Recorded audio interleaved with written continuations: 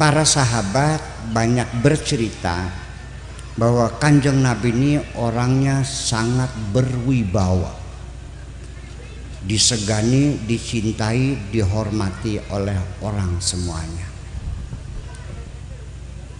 Mereka mengatakan, kalau saya berjalan dengan Kanjeng Nabi itu saya kewalahan, saya tertinggal jauh. Artinya semua kalau orang berjalan dengan Nabi menggap-menggap orang nih, artinya Kanjeng Nabi jalannya cepat. Nah, oke. Dari cara berjalan saja yuk kita teladani Kanjeng Nabi. Cara berjalannya Kanjeng Nabi kita teladani. Kenapa? Ibu-ibu, Bapak sekalian, cara orang berjalan dari sisi body language, bahasa tubuh, itu dari cara orang berjalan saja saya bisa menebak, bisa mengetahui watak dan kepribadian seseorang. Makanya dalam berjalan saja Kanjeng Nabi tampak anggun, tampak terhormat dan berwibawa. Kenapa? Bahwa gerak orang berjalan ini menampilkan kepribadian. Yuk tebak-tebakan dulu. Kalau ada orang berjalan diseret sampai setiap minggu ganti sendal, melakukan gasrak sampai bahkan bocah kun lewat ke sambil lampu ngebul kabeh gini. Apa watak itu maknanya? Orang kalau jalan digasruk. Tahu nggak maknanya Pak? Sekarpe dewek. Paham? Susah diatur.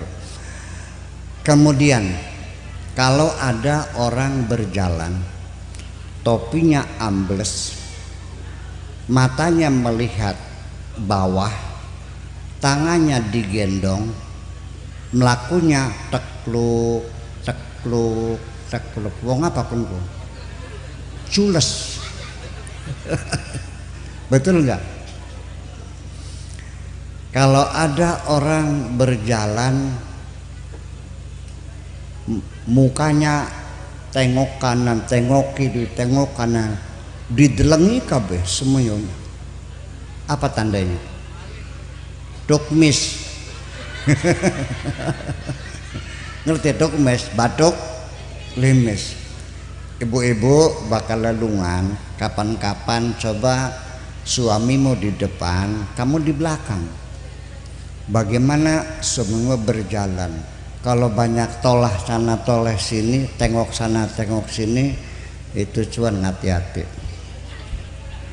Paham? Bahwa dengan kita membangun kebiasaan berjalan, ini tidak bisa dipungkiri bisa merubah watak kebiasaan seseorang. Andaikan di sini ada anak yang malas cules tidur melulu ya, tiba-tiba daftar tentara ya, masuk tentara. Setelah masuk setiap hari, ini anak yang paling malas disambil lampu nih, yang sehari-hari kerja tidur saja. Begitu masuk tentara 6 bulan kemudian pulang pangling semua. Bocah kita terengginas teman kini lah kesit mau nak kelemar kah kesit. Tahu sebenarnya Pak, setiap hari dia dilatih berbaris, maju jalan gerak, 1 2 begitu pelewat ditendang dengan sersan ya bre ya. Sehari-hari baju jalan belok kanan belok kiri, dengan berjalan saja itu akan membawa perubahan. Paham nggak Pak? Nah sekarang bapak-bapak ibu-ibu kepengen nggak berwibawa? kepengen disegani orang, kepengen dihormati orang. Dalam berjalan saja ini akan bisa mengakibatkan kehadiran kita dimanapun mendapat penghormatan orang. Pengen tahu? Satu, ketika kita berjalan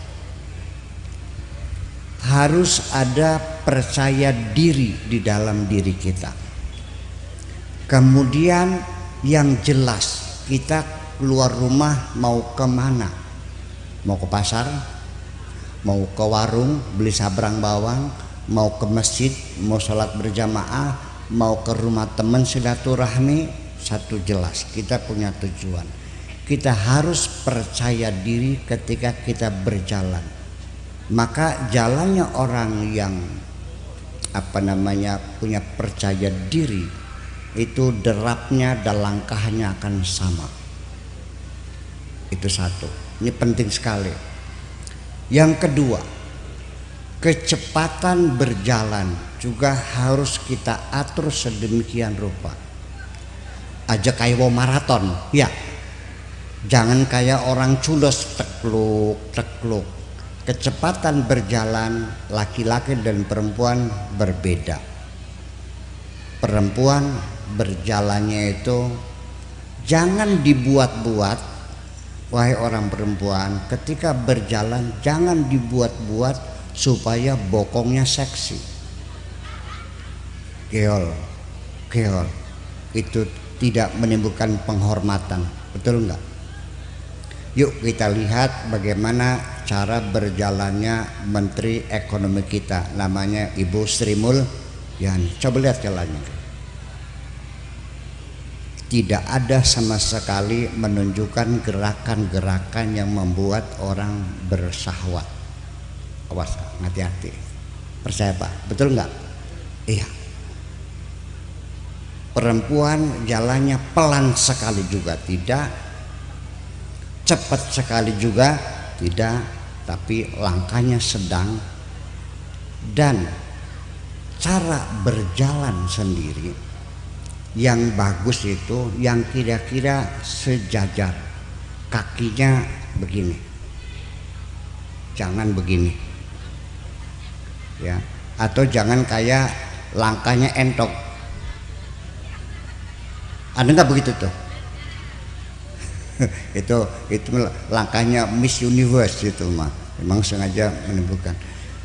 Jalan perempuan ketika kakinya langkahnya begini akan menimbulkan guncangan di bokong, betul nggak? Kayak entok enggak? Iya. Anda ingin menggoda orang atau ingin dihormati orang? Berbeda. Guys.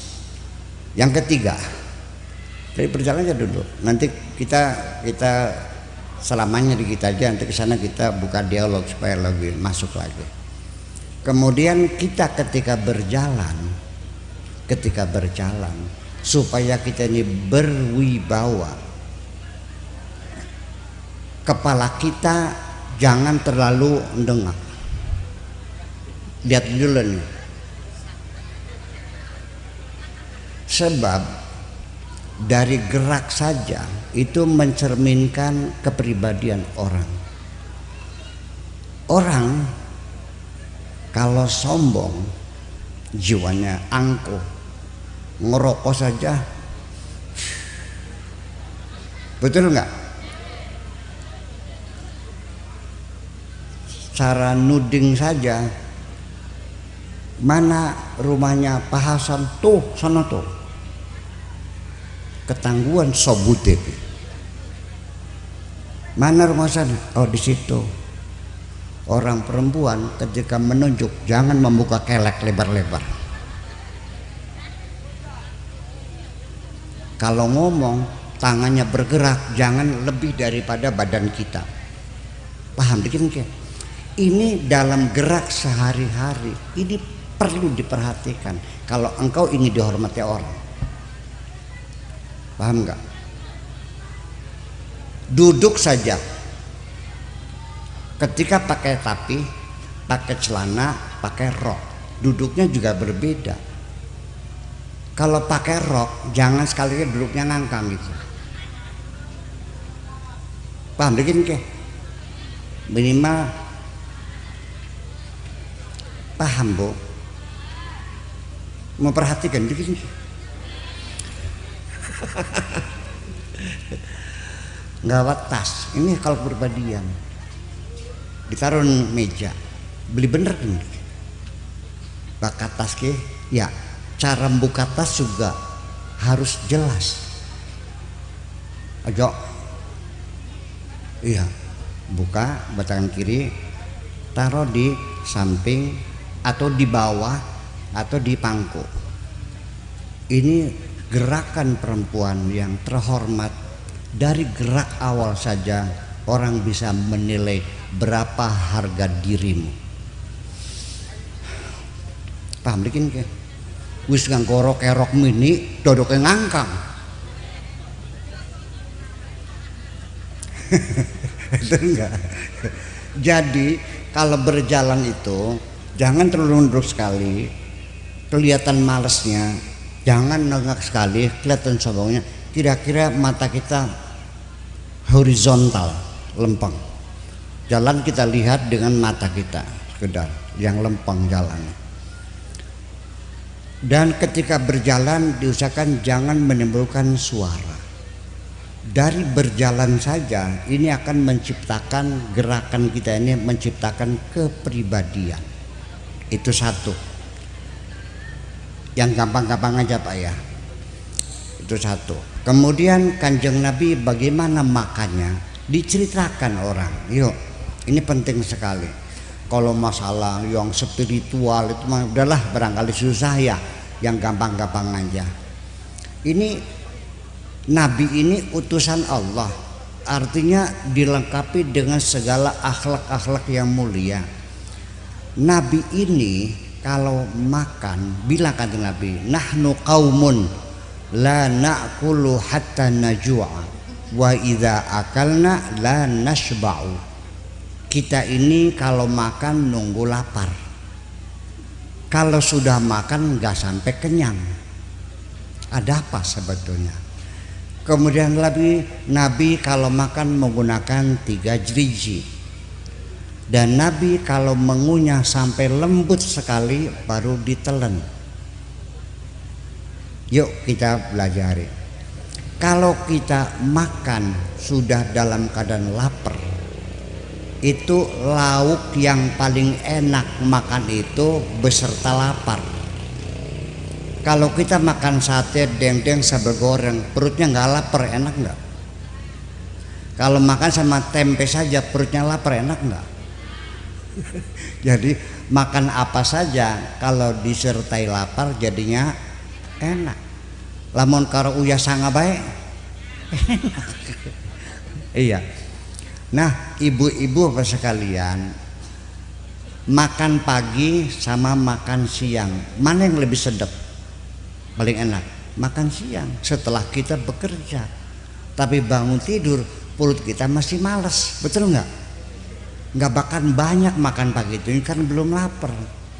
Nah itulah makanya satu.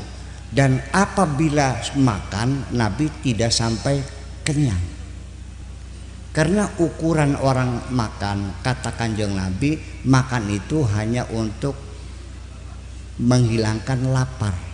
Kalau lapar aja hilang ya sudah.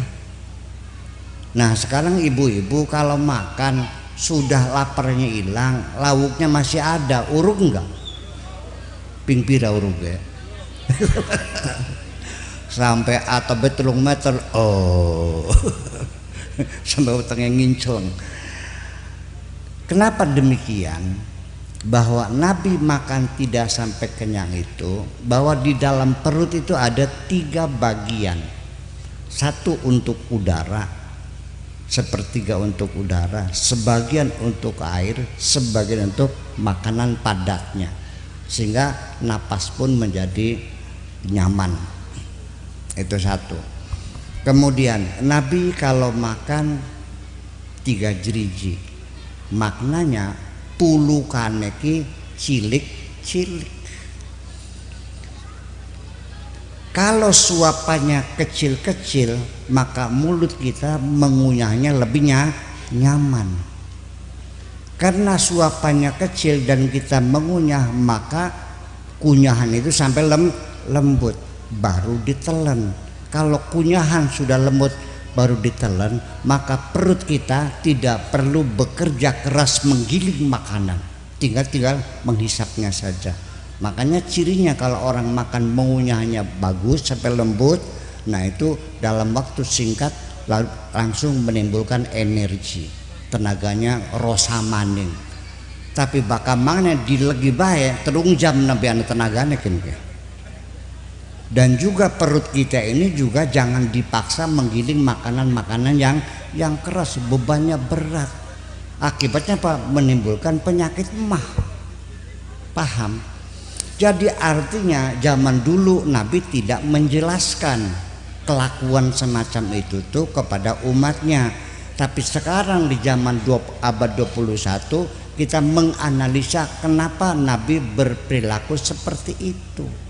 Karena zaman itu kalau diterangkan dari sisi ilmu kesehatan nggak paham orang, betul nggak? Jadi artinya Kanjeng Nabi dalam tingkah laku sehari-hari itu adalah bimbingan dari Allah, mengandung makna kesehatan, mengandung makna penghormatan, mengandung akhlak yang mulia. Nabi kalau makan nggak pernah berbunyi. Kenapa? Karena orang kalau makan berbunyi menyebalkan. Ini kan nanti cuma makanan. Niru siapa makananku? Kalau makan jangan berbunyi, ini bibir ini ditutup. Dengaran semuanya. Nah ini kalau diundang makan sama bupati mungkin dimarahin begitu tuh. Kayak bebek besin mangan gitu. Ya. Nah, Nabi ya singkat saja. Kalau ketemu sama orang selalu mengucapkan salamnya lebih dulu. Jebol ketemu, assalamualaikum, waalaikumsalam. Bahkan nih kayaknya Ustadz bakal ketemu karawang ending ini tan nunggu. Assalamualaikum Ustadz, waalaikumsalam. Itu artinya orang kalau menunggu berarti dia kepengen dihormati, betul nggak? Tapi kalau Nabi ingin menghormati orang lain, begitu salaman, Nabi yang pertama kali menyodorkan tangannya dulu. Sahabat balapan, Nabi lebih dulu. Bahkan salaman diguncang keras sebagai bentuk kehangatan, menunjukkan penghormatan. Barang ningken ya, ada orang yang salaman, tuh. Anda beli kok? Aja makan nang tersinggung enggak? Ya, ketemu sama orang saja itu Nabi kalau dipanggil orang ya Rasulullah, nyelinguknya nih, menolehnya bukan begini tapi dengan dadanya juga. Ada apa gimana? Sebab buang bakal diundang di lain baik katon sombongnya. Pak Haji kenapa? Haji pripun? Nah ini artinya satu pelajaran yang penting bagi kita, bahwa Nabi selalu mendahului assalam. Kalau berjabatan tangan Nabi paling dahulu dan tidak akan melepaskan kecuali orang itu yang melepaskan dulu. Satu. Nah bapak-bapak ibu sekalian, bahwa sebetulnya Kanjeng Nabi itu hakikatnya tidak pernah minta dihormati, tetapi Kanjeng Nabi selalu hormat kepada siapapun. Ini paling penting sekali. Jadi rasanya keliru kalau orang sambil lampu hidupnya kepengen dihormati. Nggak bisa, mana mungkin. Jadi begini saja, jangan pernah merasa saya nih di sini nggak ada yang hormat, wong lakas yang hormat. Bukan begitu caranya. Jangan dulu meminta dihormati orang. Mulailah dulu engkau menghormati orang lain. Bagaimana engkau dihormati orang lain kalau engkau tidak menghormati orang lain? Nanti hakikatnya orang yang menghormati orang lain itu adalah menghormati dirinya sendiri. Mana mungkin dihormati orang nggak pernah hormat?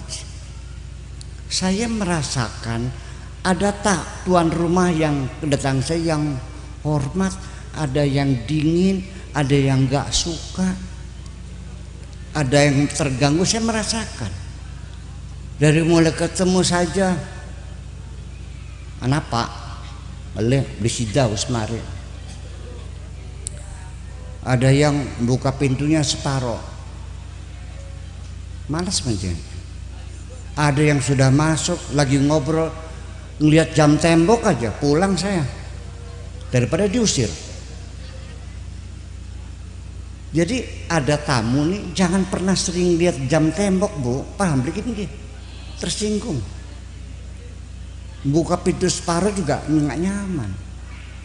Ya coba hormatilah orang dengan tulus ikhlas. Alhamdulillah marhaban. Pripun makaji sehat, nggih mangga. Ya Allah dibuka selebar, mangga ling mangi. Barangkali dia jauh dari Jatibarang, dari Cirebon, sepet nggak usah nanya, keluarkan air putihnya. Barangkali pengen minum, betul nggak? Iya. Dan jangan bertanya ada apa, tanya yang bagus dong. Apa yang bisa saya bantu? Napas yang saya kula bantu, Pak Haji, gitu dong. Belajar ngomong kasih enak kah? Itu aja dulu kita hormati. Jadi artinya bahwa penghormatan ini jangan terlalu dituntut, kita mulai saja menghormati menghormati orang lain. Nah, terakhir sebelum saya dialog, ini menghormati orang lain menjadi standar dalam kehidupan Nabi. Ada satu cerita di dalam Al-Quran bahwa suatu hari waktu Nabi sedang rapat dengan para sahabat membicarakan strategi peperangan, perjuangan, rapat penting, kalau di sini rapat kabinet lah. Tiba-tiba ada datang orang buta. Mungkin sedang bicara penting ada orang buta yang paling ngobrol nganggur, betul nggak? Jadi Nabi merengut. Muka Nabi cemberut, lalu Nabi membuang muka. Mungkin agak kesel. Mungkin di hatinya mengatakan, "Duh, orang buta ngapain lagi ngobrol, lagi rapat penting." Barangkali begitu. Begitu Nabi cemberut dan membuang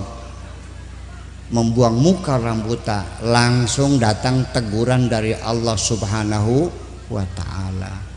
Abasa wa tawalla an ja'ahul a'ma. Ditegur oleh Allah, kenapa engkau cemberut, kenapa engkau membuang muka karena kedatangan orang buta. Ibu-ibu sekalian, ditegur oleh Allah, Nabi menyesal, nangisnya 3 hari 3 malam. Pagi hari nangis, ya Allah ampunilah aku. Sampai sore, sampai 3 hari nangis sedih. Kenapa aku melakukan kesalahan? Nah sekarang saya mau nanya, ibu-ibu, orang buta dicemberuti, tersinggung nggak, Bu? Sebabnya apa? Gitu. Sekarang bapak-bapak, orang buta, kita membuang muka dari orang buta, marah nggak tuh orang butanya? Sebabnya, jadi Nabi menyinggung perasaan orang nggak? Menyakiti hati orang nggak? Kok sih merasa menangis berdosa? Satu bagi Nabi, tidak menghormati orang saja itu sudah dirasakan sebagai dosa besar bagi dia. Barang sampean ning laki sedih dan merengut pingpiran, Terus nangisnya pirang dina nangisnya. Itulah malam ini saya ingin menyampaikan tadi satu saja, menteladani Kanjeng Nabi. Bisakah kita merasa berdosa ketika kita tidak menghormati orang lain? Kalau itu saja satu sudah hebat semuanya. Kita akan menjadi orang yang paling terhormat di kampung ini. Setuju? Oke.